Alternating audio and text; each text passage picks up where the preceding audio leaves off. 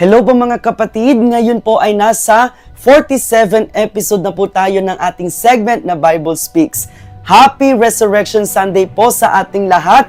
Papurihan po natin ang ating papurihan ng Panginoong Hesus sa kanyang muling pagkabuhay at hindi na mararanasan pa ang kamatayan sapagkat ito'y kanya nang nalupig. Hallelujah! Hallelujah! Patuloy po nating papurihan at pasalamatan ang Panginoong Hesukristo. Ngayon, ang ating pag-uusapan ay patungkol sa after Christ resurrection, na kung saan may isang disipulo na para bang nagduda. Sino kaya siya? Atin natin siyang kilalanin sa video na ito.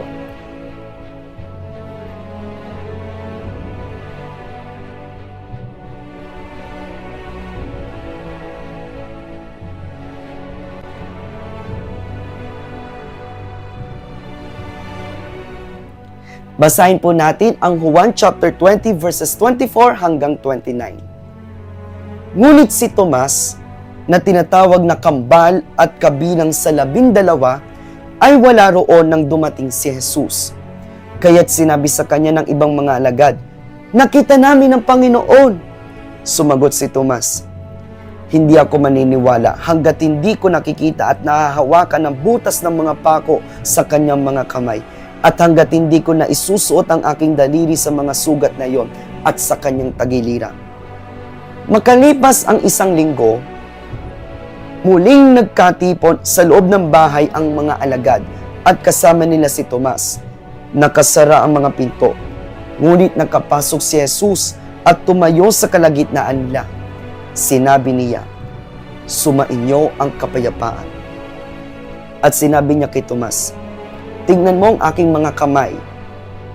Ilagay mo ang iyong kamay sa aking tagiliran at huwag ka nang mag-alinlangan pa.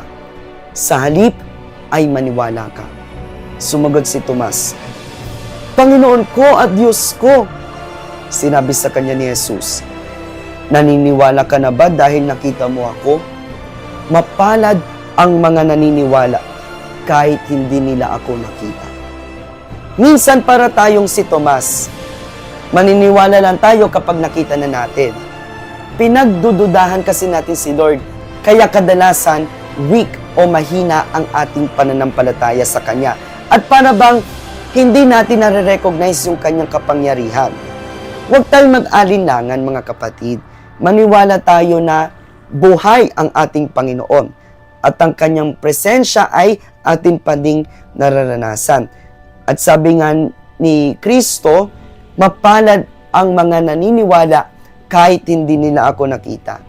Kung nagdududa ka man sa iyong pananampalataya, bakit hindi mo kunin yung pagkakataong ito upang kilalanin at tanggapin mo ang Panginoong Hesus bilang Panginoon at tagapagligtas?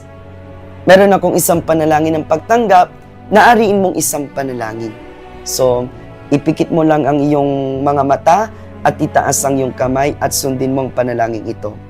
Panginoong Hesus, kinikilala ko na ako ay nagkasala at hindi karapat-dapat na makasama mo sa langit.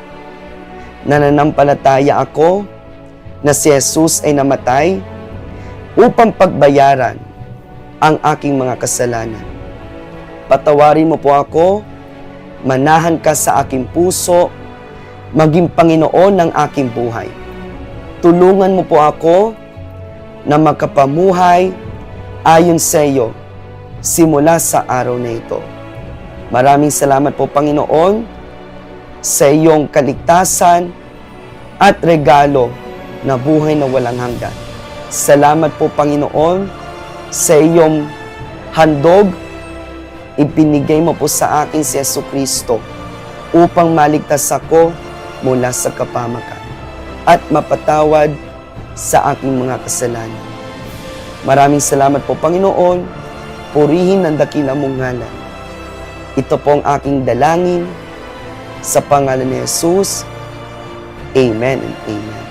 Maraming salamat kapatid sa iyong pagsunod sa panalangin ito.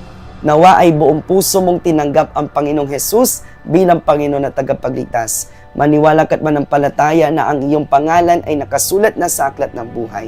Muli, maraming salamat po sa inyong panonood at pagtangkilik sa ating pong segment na Bible Speaks. Maraming salamat din po sa inyong pakikinig mula Huwebes Santo hanggang ngayong Resurrection Sunday. Patuloy lang po nating alalahanin ang naging sakripisyo ni Jesucristo at ngayong sineselebrate po natin ang kanyang muling pagkabuhay. Nawa po ay patuloy po tayong manampalataya na siya ay nabuhay at hindi na kailanman mamamatay pa. Patuloy lang po tayong manampalataya at manalig sa ating Panginoon. Huwag natin siyang pagdudahan. Huwag nating pagdudahan ang kanyang kapangyarihan. Bagkus, lagi tayong maniwala kahit hindi natin siya nakikita. Sapagkat ang kanyang presensya ay patuloy na nananahan sa atin sa pamamagitan ng Espiritu Santo. Once again, Happy Resurrection Sunday po sa ating lahat. God bless you all po mga kapatid.